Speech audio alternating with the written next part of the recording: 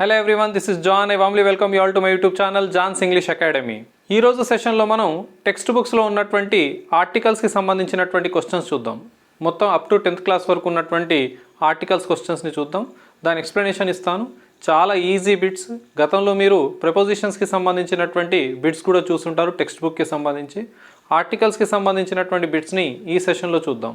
ఓవరాల్గా మనకు up to 10th class వరకు ఉన్నటువంటి ఆర్టికల్స్ యొక్క క్వశ్చన్స్ని ఇచ్చాను.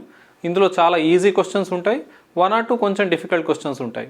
హవెవర్ మీరు ఇంతకుముందు ఏదైతే యూట్యూబ్ ద్వారా యాప్ ద్వారా నేర్చుకున్నారో ఆ క్లాసెస్తో కంపేర్ చేస్తే ఇది కొంచెం తక్కువ స్టాండర్డ్ అనిపిస్తుంది. బట్ మనకు టెక్స్ట్ బుక్స్లో ఉన్నాయి కాబట్టి వీటిని నేర్చుకోక తప్పదు. యాక్చువల్గా నేను ఈ క్లాస్లో మీకు మిగతా కొంచెం హయ్యర్ స్టాండర్డ్కి సంబంధించినటువంటి విషయాలను నేర్పిద్దాం అనుకున్నాను. కానీ కమెంట్స్లో ఎక్కువ మంది టెక్స్ట్ బుక్కి సంబంధించినటువంటి క్లాసెస్ కోసం అడిగారు. ఆల్రెడీ మన యాప్లో ఈ క్లాసెస్ అప్లోడెడ్ ఉన్నాయండి. టెక్స్ట్ బుక్కి సంబంధించినటువంటి అన్ని గ్రామర్ అండ్ వొకాబులరీ బిట్స్ని యాప్లో టెస్ట్ల ద్వారా ఎక్స్ప్లెయిన్ చేయడం జరిగింది. ప్లస్ క్లాసెస్ కూడా ఉన్నాయి. అక్కడ మీకు కంప్లీట్గా అన్ని అప్లోడ్ చేసి ఉన్నాయి. మీరు క్లాసెస్ని విని టెస్ట్ సిరీస్ని కనుక అటెంప్ట్ చేస్తే దాని ద్వారా మీకు టెక్స్ట్ బుక్కి సంబంధించినటువంటి అన్ని అంశాలను నేర్చుకోవచ్చు. తద్వారా మీరు టెట్లో ఎక్కువ స్కోర్ చేయొచ్చు అవుట్ ఆఫ్ 30. అదేవిధంగా రీసెంట్గానే నేను స్కూల్ అసిస్టెంట్ ఇంగ్లీష్కి సంబంధించినటువంటి టెట్ ఇంగ్లీష్ 2Aకి సంబంధించిన బ్యాచ్ కూడా స్టార్ట్ చేశాను. దాని క్లాసెస్ కూడా ప్రతిరోజు అప్లోడ్ చేయబడుతూ ఉంటాయి. ఆల్రెడీ ఫస్ట్ యూనిట్ అయిపోయింది. సెకండ్ యూనిట్కి సంబంధించినటువంటి క్లాసెస్ కూడా అప్లోడ్ చేయబడుతున్నాయి. If anybody is interested you can join that online batch. SI constable సంబంధించినటువంటి స్టూడెంట్స్ కూడా కింద కమెంట్లో మెన్షన్ చేశారు కోర్స్ కోసం. ఆల్రెడీ ఆ కోర్స్ కూడా అవైలబుల్ ఉంది along with the test series. మీరు అది చూడొచ్చు. హవెవర్ ఈ సెషన్లో మనం ఆర్టికల్స్కి సంబంధించినటువంటి విషయాలను చూద్దాం. ఈజీ ఉంటాయి. ఈజీ ఉన్నంత మాత్రాన ఈజీగా తీసుకోవడానికి వీల్లేదు. ఎగ్జామినేషన్లో వచ్చే ఏ క్వశ్చన్ అయినా సరే అది ఇంపార్టెంటే. So let start the session now. ఇప్పుడు మనం టెక్స్ట్ బుక్స్లో ఉన్నటువంటి ఆర్టికల్స్ క్వశ్చన్స్ని 1 by 1 డిస్కస్ చేద్దాం. ఈ క్వశ్చన్లో ఉన్నటువంటి రూల్ ఏంటో చూద్దాం. దాంతోపాటు ఏమైనా అడిషనల్గా నేర్చుకోవచ్చా చూద్దాం. ఫస్ట్ది ఉస్మానియా ఈజ్ డాష్ యూనివర్సిటీ. మీకు తెలుసు యు అనే అక్షరం యూగానే పలికితే మనం దాని ముందు ఏ రాస్తామని. So Osmania is a university. Already మీకు తెలుసు AEIOUలలో ఓ గనక వాగా పలికిన యు గనక యూగా పలికిన ఏ రాయాలని చెప్పాను. ఓ కామ యూలు ఆగా పలికినప్పుడు యాన్ రాయాలని నేర్పించాను. అంబ్రెల్లాలో యు ఆగా పలుకుతుంది, దాని ముందు మనం యాన్ అంబ్రెల్లా అని రాస్తాం. ఓ 1 రూపీ కాయిన్లో ఓ వాగా పలుకుతుంది, ఏ 1 రూపీ కాయిన్ అని రాస్తాం. ఇది గత డిఎస్సిలో కూడా వచ్చినటువంటి క్వశ్చన్. హవెవర్ యూనివర్సిటీ స్పెల్లింగ్ కూడా ఇంపార్టెంట్. ఇక్కడ చూడండి SITY ఉండాలి తప్ప CITY ఉండడానికి వీల్లేదు. So Osmania is a university. రెండో question it is dash unique book. మళ్ళీ ఇక్కడ యూగానే పలుకుతుంది. యూగానే పలికితే మనం రాయాల్సినటువంటి ఆర్టికల్ ఏ. ఆల్రెడీ మీకు తెలుసు ఏ అండ్ దాల యొక్క కంప్లీట్ ఎక్స్ప్లెనేషన్ని నేను ఇనీషియల్ వీడియోస్లోనే ఇచ్చాను. ప్రస్తుతానికి మీరు ఆ వీడియో చూస్తే ఖచ్చితంగా విషయాలు అర్థమవుతాయి. ఓకేనా? ఒకవేళ ఈ క్లాస్ని మీరు అర్థం చేసుకోవాలంటే ఆ క్లాస్ని వినండి. It is a unique book. Unique అంటే one of its kind. Next question చూద్దాం. I saw dash dog and dash dog was barking. ఇక్కడ డాగ్ అనేటటువంటి నౌన్ రిపీట్ అయింది. ఇలా రిపీటెడ్గా వచ్చిన నౌన్స్ని ఎలా రాయాలి మనం? ఎప్పుడైనా గుర్తుపెట్టుకోండి, ఒక రిపీటెడ్ నౌన్ అంటే ఒక నౌన్ మళ్ళీ రిపీట్ అయింది అనుకోండి, ఫస్ట్ నౌన్ ముందు మీరు దీని సౌండ్ని బట్టి ఏ లేదా యాన్ రాయండి. డాగ్లో డి ఒక కాన్సోనెంట్ సౌండ్ ఇస్తుంది, అందుకే ఏ రాసాం. I saw A dog and dash dog was barking. రెండో డాగ్ రిపీటెడ్, ఇది మళ్ళీ రిపీట్ అయింది. ఇలా రిపీట్ అయినటువంటి నౌన్ ముందు దా రాయాలి. I saw A dog and the dog was barking. Okay. అదేవిధంగా టెన్సెస్కి సంబంధించినటువంటి ప్యారలలిజం బిట్ కూడా గుర్తుపెట్టుకోండి. సా అనేది V2 పాస్ట్ టెన్స్తో స్టార్ట్ అయింది. తర్వాత రాబోతున్నటువంటి వర్బ్స్ కూడా పాస్ట్లోనే ఉండాలి. సో ఇక్కడ వాజ్ అనేటటువంటి ఒక పాస్ట్ వర్బ్ ఉంది. సరే, కొంచెం అడిషనల్ నాలెడ్జ్ తీసుకొచ్చని చెప్పాను. Next dash Amazon is dash largest river. మీకు తెలుసు రివర్స్ పేర్ల ముందు దా రాస్తామని. ఓకే, అమెజాన్ ముందు దా వస్తుంది. అమెజాన్ అడవి పేరు కూడా కదా సార్, దాని ముందు కూడా దా రాయాలి. మీకు ఆల్రెడీ నేర్పించాను నేను ఫారెస్ట్ల పేర్ల ముందు డెజర్ట్స్ పేర్ల ముందు దా రాయాలని. ఇక్కడ రివర్స్ పేర్ల ముందు ఓషన్స్ పేర్ల ముందు కూడా దా వస్తుందనే సంగతి మీరు ఆల్రెడీ నేర్చుకుని ఉన్నారు ఆర్టికల్స్ క్లాసెస్లో. So the Amazon is largest అనేది సూపర్లేటివ్ డిగ్రీ. సూపర్లేటివ్ డిగ్రీ ముందు ఏం రాయాలి? దా రాయాలి. ఈ రూల్ కూడా మీరు నేర్చుకున్నారు అరౌండ్ రూల్ 2021 దగ్గర మీకు నేర్పించాను నేను articles. Okay, the Amazon is the largest river. Amazon is the name of the river. The the Ganges, the Krishna, the Amazon. Largest, biggest. Okay, ఇలా మనం superlative degrees most difficult, most beautiful ఇలా రాసినప్పుడు దాని ముందు మనం దా రాయాలి. నెక్స్ట్ 5th క్వశ్చన్ చూద్దాం. I like to play dash guitar. మీకు చెప్పాను ఆల్రెడీ నేను, మ్యూజికల్ ఇన్స్ట్రుమెంట్స్ పేర్లు వచ్చినప్పుడు అవి గనక ప్లే అనే పదంతో వస్తే ఆ మ్యూజికల్ ఇన్స్ట్రుమెంట్ పేరు ముందు దా రాయాలి. సార్ నేను మ్యూజికల్ ఇన్స్ట్రుమెంట్ పేరు ముందే దా రాయాలని అనుకున్నాను సార్. మన స్కూల్ టెక్స్ట్ బుక్లో రూల్ ఇచ్చేటప్పుడు ఏమి ఇచ్చాడంటే మ్యూజికల్ ఇన్స్ట్రుమెంట్స్ ముందు దా రాసేయమని ఇచ్చాడు. చాలామంది అది చదివేసి మ్యూజికల్ ఇన్స్ట్రుమెంట్స్ పేరు ముందు దా రాసేయాలని అనుకుంటున్నారు. కాదండి, తర్వాత ఉన్న ఎగ్జాంపుల్స్ చూడండి మీరు టెక్స్ట్ బుక్లో. ప్లే అనేటటువంటి పదం ఉంటుంది, ఆ తర్వాత మ్యూజికల్ ఇన్స్ట్రుమెంట్ ఉంటుంది. Print mistake. ఓకేనా, ఎందుకంటే అది ఒక హార్డ్ కోర్ రూల్, చాలా ఓల్డ్ అండ్ చాలా ఫేమస్ రూల్. మ్యూజికల్ ఇన్స్ట్రుమెంట్స్ పేరు ముందు దా రాయాలి, కానీ అవి ఖచ్చితంగా ప్లే అనే పదంతో వచ్చి ఉండాలి. So I like to play the guitar, I like to play the sitar. Play కానీ, ప్లేడ్ కానీ, ప్లేయింగ్ కానీ ఇలాంటి పదాలు వచ్చినప్పుడు మనం ఆ మ్యూజికల్ ఇన్స్ట్రుమెంట్ మీరు ముందు దా రాయాలి. సార్ ఒకవేళ ప్లే అనేది రాలేదనుకోండి, అప్పుడు ఏం రాయాలి సార్? ఉదాహరణకు ఐ హ్యావ్ ఏ గిటార్. నా దగ్గర ఒక గిటార్ ఉంది. ఇక్కడ ఈ వాక్యంలో ఎక్కడైనా ప్లే కనబడుతుందా మీకు? లేదు.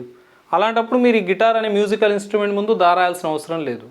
ఇలా మీరు ప్లే అనే పదం కనిపించినప్పుడు మాత్రమే ఆ మ్యూజికల్ ఇన్స్ట్రుమెంట్ పేరు ముందు దా రాయాలి. ఓకే, నెక్స్ట్ చూద్దాం. Dash sky is blue. Very basic bit అండి. స్కై ముందు దా రాయాలి.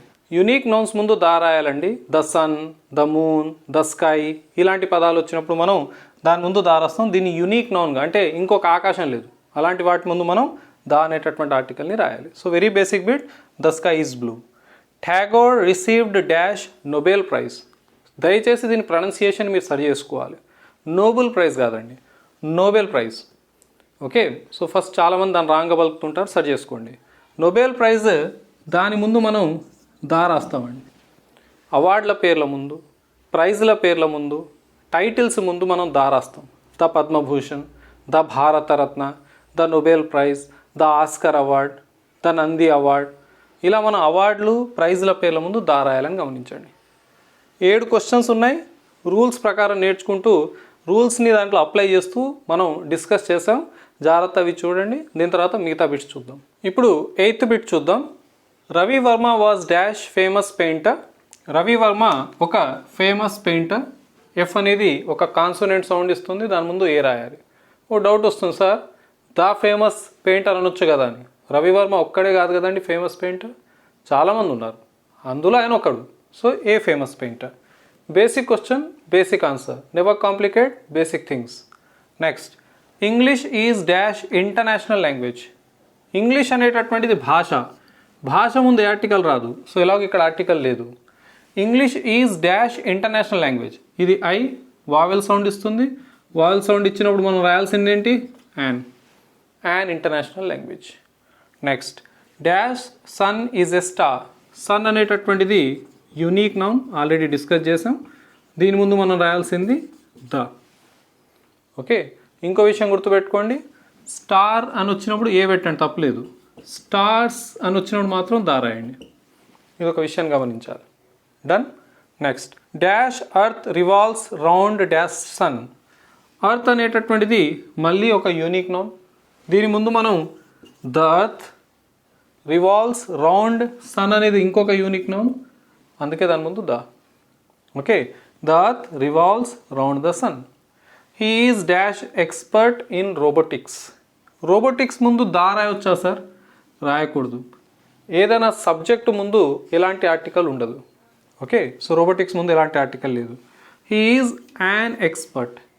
ఈ అనేటటువంటిది వావెల్ సౌండ్ ఇస్తుంది, దాని ముందు యాన్ రాయాలి. Done. I listen to dash radio a lot. I listen to the radio. ఒక విషయం గుర్తుపెట్టుకోండి, రేడియో అనేటటువంటి పదం ఎక్కడ కనిపించినా దాని ముందు దా రాయండి. ఓకే, దాని తర్వాత I met dash lawyer yesterday. Dash lawyer was famous in the city. దీనికంటే ముందు స్లైడ్లో మనం రిపీటెడ్ నౌన్స్ గురించి డిస్కస్ చేసాం. ఇక్కడ చూడండి, లాయర్, ఎల్ అనేది కాన్సోనెంట్ సౌండ్ ఇస్తుంది కాబట్టి a. I met a lawyer yesterday. Tenses bit గుర్తుందా? ఎస్టర్డే వచ్చినప్పుడు మనం ఏం రాయాలి? V2 రాయాలి. I met a lawyer yesterday dash lawyer was famous in the city. మళ్ళీ లాయర్ రిపీట్ అయింది. ఫస్ట్ వచ్చిన దాని ముందు దాని సౌండ్ని బట్టి ఏ లేదా అని రాస్తాం. రిపీట్ అయినప్పుడు మాత్రం దాని ముందు దా రాస్తాం. I met a lawyer yesterday dash lawyer was famous in the city. So lawyer ముందు మనం దా రాసాం. మళ్ళీ చూడండి, ఇక్కడ మెట్ వచ్చింది, ఇక్కడ వాజ్. అంటే ఒక వాక్యం పాస్తో స్టార్ట్ అయితే రాబోయేటటువంటి వర్బ్స్ కూడా పాస్ట్లోనే ఉంటాయి, గమనించాలి. వీటి తర్వాత మిగతా బిట్స్ చూద్దాం. ఇప్పుడు మనం 15th బిట్ చూద్దాం. My brother is learning to play dash piano. Already ఈ బిట్ని మీకు ఎక్స్ప్లెయిన్ చేశాను నేను. మ్యూజికల్ ఇన్స్ట్రుమెంట్, ప్లే అనే పదం వచ్చింది, దా రాయాలి. So my brother is learning to play the piano correct అవుద్ది. Would you like dash apple or banana. Very basic bit. Apple vowel sound, and B ఇక్కడ కాన్సోనెంట్ సౌండ్ ఇస్తుంది, a. So would you like an apple or a banana. ఇక్కడ or miss అయిందండి. So ఇదే answer అవుద్ది. Nina was looking for dash job. After many interviews she got dash job. Repeated noun. ఇక్కడ job అనేటటువంటి పదం repeat అయింది. మొదటిసారి మనం ఏ రాస్తున్నాం, ఎందుకంటే జే ఒక కాన్సోనెంట్ సౌండ్ ఇస్తుంది. రెండోసారి రిపీట్ అయినటువంటి జాబ్ అనే పదం ముందు దా రాయాలి. సో రిపీటెడ్ నౌన్ ముందు దా వస్తుంది. I have dash fever. Fever ముందు no article, I have fever. Sir fever ముందు దా రాయాలనా, నేను విన్నాను సార్. లేదండి, నో ఆర్టికల్. సార్ ఒకవేళ కోల్డ్ అనే పదం వస్తే ఏం రాయాలి. I caught a cold, I have a cold. Headache అనే పదం వస్తే ఏం రాయాలి. ఆల్రెడీ మీకు నేర్పించినవి. I have a headache, I have a stomach ache. వ్యాధుల పేర్ల ముందు ఎలాంటి ఆర్టికల్ ఉండదు. క్యాన్సర్ ముందు నో ఆర్టికల్, కలరా ముందు నో ఆర్టికల్. ఓకే, ఫీవర్ అనే పదం ముందు no article. Done. Next, I have dash horse. I call her pretty girl. She is dash intelligent animal. I have a horse. Very basic question. I call her pretty girl. She is, I వచ్చింది కాబట్టి an intelligent animal. Okay. It was dash winter. Dash ponds for all frozen. ఇందులో 2 rules cover అయ్యాయి. ఒకటి, seasons ముందు ఏ article రాయకూడదు. ఏ వింటరో దా winter అనొద్దు. కానీ ఒకవేళ మీకు ఇలా వింటర్ తర్వాత సీజన్ అని ఇచ్చాడు అనుకుందాం, అప్పుడు మీరు దా రాయొచ్చు. The winter season, the summer season ఇలా అనొచ్చు, ద రైనీ సీజన్. అంతేగాని మాన్సూన్ అని ఇచ్చాడు, పక్కకి ఏం సీజన్ మెన్షన్ చేయలేదు, no article. Dash monsoon, no article monsoon. Dash monsoon season, అప్పుడేం రాయాలి, కరెక్ట్, దా రాయాలి. The monsoon season. Okay, season అనే పదం వస్తే దా రాయండి. ఎందుకు సార్, మన భాష కాదు. ఓకే, మనం నేర్చుకుంటుంది ఇంగ్లీష్. దాంట్లో రూల్స్ ఎలా ఉన్నాయో అలానే నేర్చుకోవాలి. It was winter, no article. Dash ponds for all frozen. Ponds, కుంటలన్నీ నిండిపోయి ఉన్నాయి. సో ఇక్కడ నీటికి సంబంధించిన సముదాయాల ముందు దా రాస్తాం. ఆల్రెడీ మీకు చెప్పాను, రివర్స్ ముందు దా రాసాం, ఓషన్స్ ముందు దా రాసాం. పాండ్స్ అనే పదం వచ్చింది, నీటికి సంబంధించిన సముదాయం, దా రాసాం. The ponds for all frozen. ఇవి టెక్స్ట్ బుక్లో ఉన్నటువంటి ఆర్టికల్స్కి సంబంధించినటువంటి క్వశ్చన్స్. ఈ క్వశ్చన్స్ ద్వారా మనం కొన్ని రూల్స్ని కూడా రివైజ్ చేసుకోగలిగాం. దీన్ని మీరు చాలా ఈజీగా అర్థం చేసుకోవచ్చు. ఎక్కడ ఒక్క టిపికల్ పార్ట్ కూడా లేదు. ఉండుంటే నేను పదే దాన్ని రిపీట్ చేసి మళ్ళీ మీకు చెప్పేవాడిని. ఈ క్లాస్ని మళ్ళీ వినండి, so that you'll get idea. ఎవరైతే కొత్తగా గ్రామర్ని నేర్చుకుంటున్నారో, ఎవరైతే ఆల్రెడీ నేర్చుకొని ఉన్నారో, టీచర్స్ ఉన్నారు, లేదా యాప్లో లేదా యూట్యూబ్లో క్లాసెస్ వింటున్నారో, వాళ్ళకి ఇది కేవలం ఒక రివిజన్గా బాగా ఉపయోగపడుతుందండి. హవెవర్, ఈసారి ఏ చిన్న క్వశ్చన్ కూడా నెగ్లెక్ట్ చేయడానికి వీల్లేదు. Make sure that you learn all these things and make a note of it. However, ఈ సెషన్ ఇంతటితో ఆపుదాం.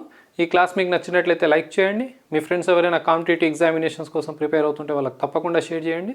నా ఛానల్ని సబ్స్క్రైబ్ చేసుకోవడం మర్చిపోకండి for further videos. Thank you very much. Have a nice day. See all of you.